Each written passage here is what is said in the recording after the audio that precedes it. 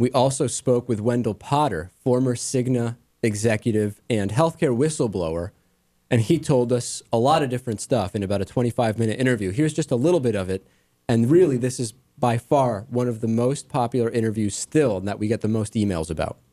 Obviously, eventually it became very clear that you were, I don't necessarily want to use the term whistleblower, but it is used about you conventionally.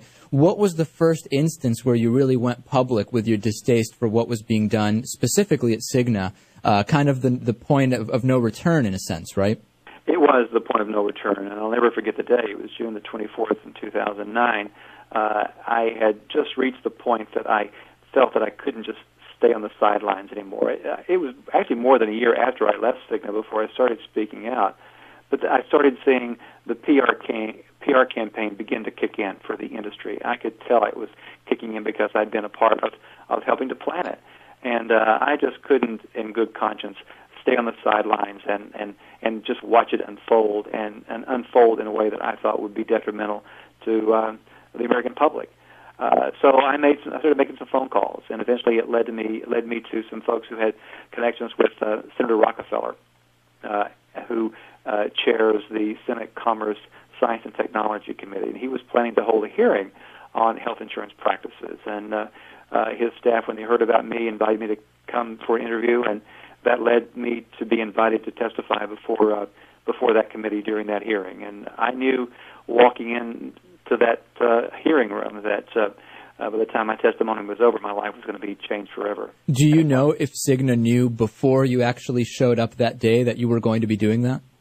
They didn't know what I was going to say, but they learned at least 24 hours before, because the committee sends out a notice of who's going to be testifying and what the topic of the hearing is going to be. So they undoubtedly saw my name on the witness list, I guess you would say. And did CIGNA reach out to you to try to find out what are you going to say, or trying to try to tell you what not to say? They didn't, and I think they knew that would not have been an appropriate thing to do, and that if they had, chances are I would have said something about it. The way they have handled me, if you will, is to more or less pretend I don't exist and hope that the media will eventually lose interest in me and that I will not have a platform anymore, and that they can outlast me. And there's a pretty good chance that may happen. The companies have been around for quite a long time. So Wendell Potter, the full interview on our YouTube channel. Also on the show earlier in the year was former Massachusetts Governor Michael Dukakis, and of course, former presidential candidate as well. We talked about a lot of different things, and one thing he really wanted was to get rid of the filibuster if he were to vie for Ted Kennedy's replacements, rather filling in for Ted Kennedy temporarily before that special election, something he eventually did not do. Back in August, you were mentioned, you didn't say it, but others said that you were a leading candidate to replace Ted Kennedy until the special election. Did anybody actually tell you that, or is that a media-driven story? Oh, yeah, the governor and I talked about it, and there were a number of us who were being considered. He decided to pick Paul Kirk, which was fine by me. I think the world of Paul, and I thought he was a good choice. But had I been picked, I can tell you this, I would have had two principal goals in mind in the relatively short period of time that I would have been down there. One, obviously, was to get a decent health care bill, and the other was to get rid of the filibuster. I don't see how we can do what this country needs when 41 people can stop 59 from acting. And I don't care what party controls the Senate. I mean, it's just a terrible perversion of the Senate rules. We've got to get rid of it. Did you think about running for the seat? No, not if I want to stay married.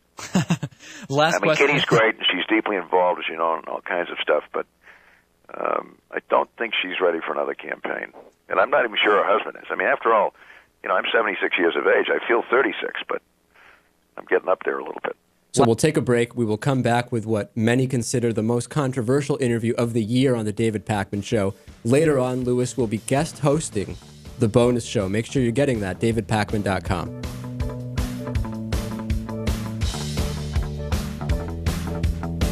The David Pakman Show at davidpakman.com.